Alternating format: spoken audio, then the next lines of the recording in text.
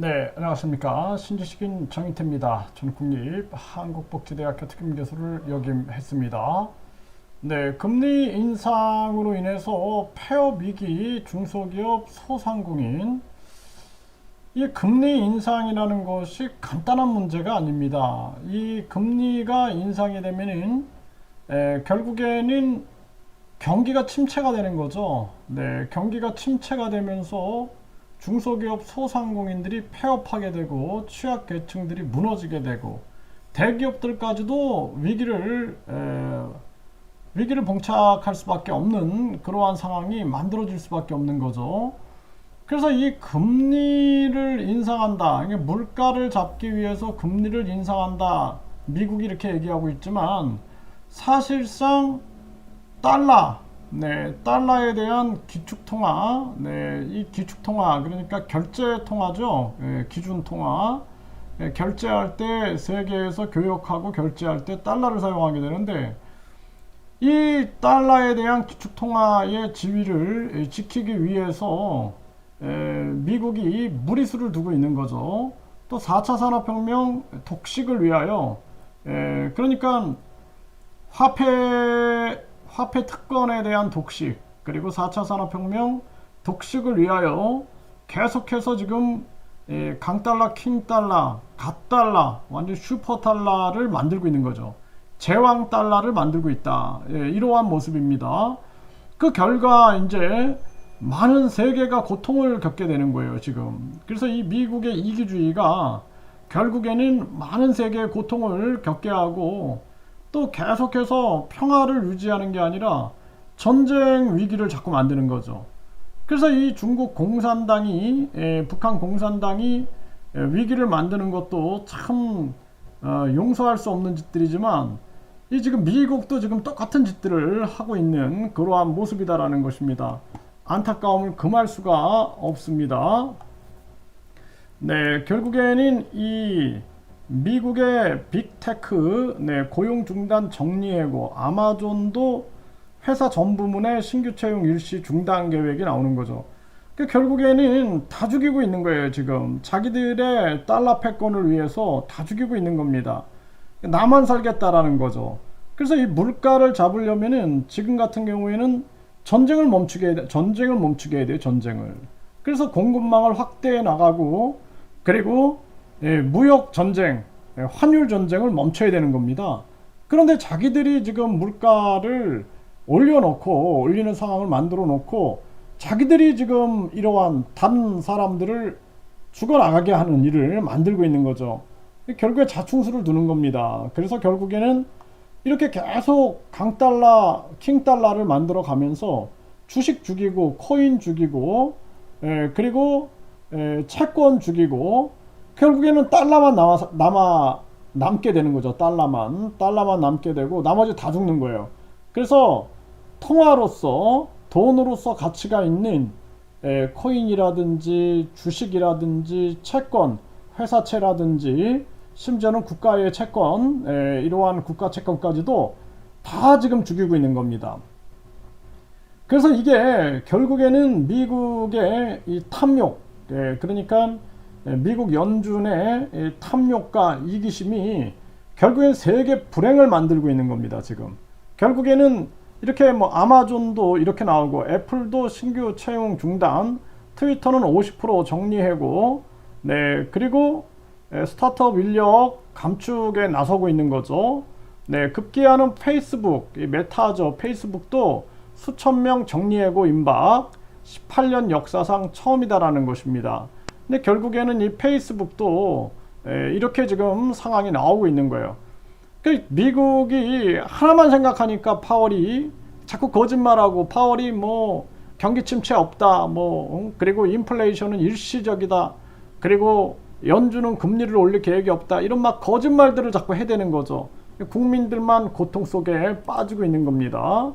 네, 그래서 이 트위터도 1조 4천억 원의 비용 절감을 지시하면서 결국에는 정리해고 착수를 하고 있는 거죠. 한국에서는 지금 푸르밀이 이제 사업 종료를 선언하면서 제발 좀 살려달라. 뭐 사실 뭐 전염병 3년 동안 얼마나 힘들었습니까? 응? 그 엄청 폐업도 하고, 그리고 겨우겨우 버텼는데 또다시 금리 장난질을 하고 있는 거죠. 금리 장난질. 네, 여의도 증권가도 비용 줄이고 감원 돌입을 하고 있고 구조조정 우려.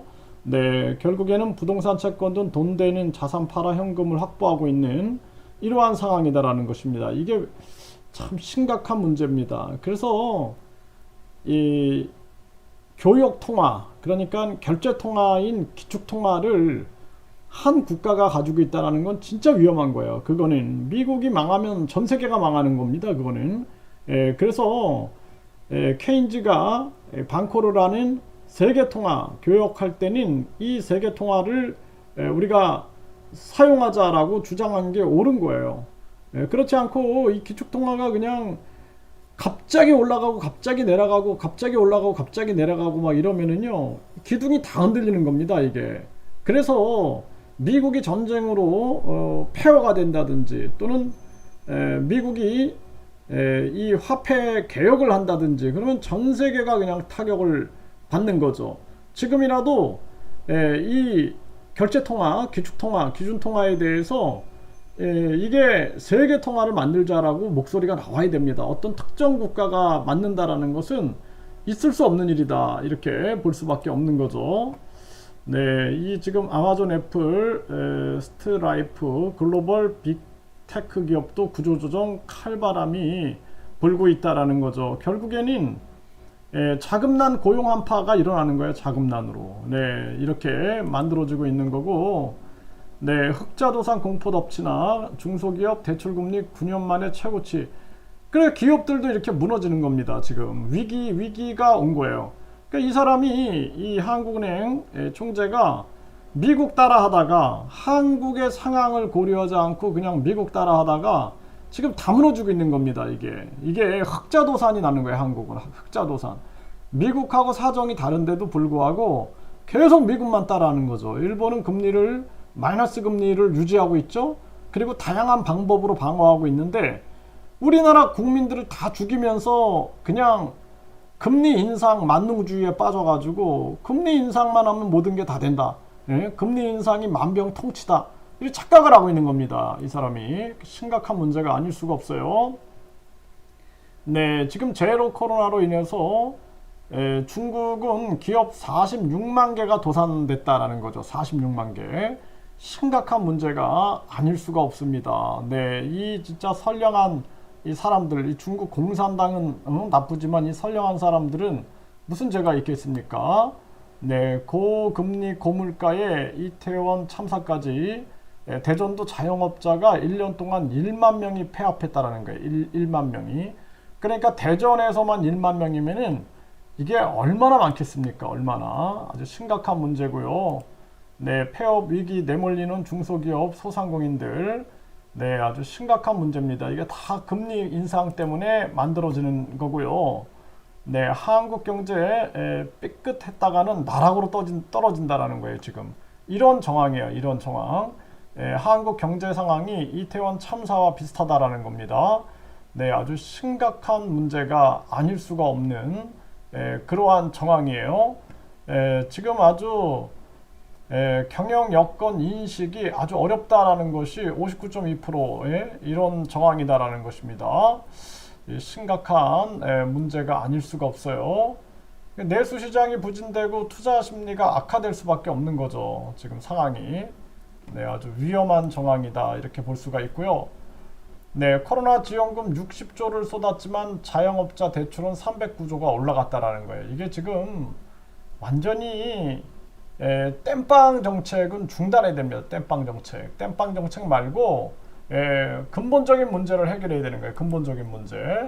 네, 코로나 꺾였지만 이번에는 물가, 가득 쌓인 폐업 물품들, 이게 뭐 전반적으로 이러한 문제가 터지고 있고요. 네, 자꾸 금리를 올리니까 소상공인 124만이 도산 위기다, 뇌관 터진다라는 거죠. 네, 심각한 문제가 아닐 수가 없습니다. 네, 참 안타까워요. 네, 우리나라가 일본 정도는 돼야 됩니다. 일본. 그러니까 일본은 자기 나라 사정을 배려하고 있는 거거든요. 중국도 금리를 내리고 러시아도 금리를 내리고 튀르키예도 금리를 내리는 게 자기 나라 사정을 제일으로 생각을 하고 있는 거예요. 근데 우리나라 같은 경우에는 자기 나라 사정을 생각 안 하고 오직 그냥 미국만 따라가는데 총력을 기울이고 있는 겁니다. 심각한 문제가 아닐 수가 없습니다.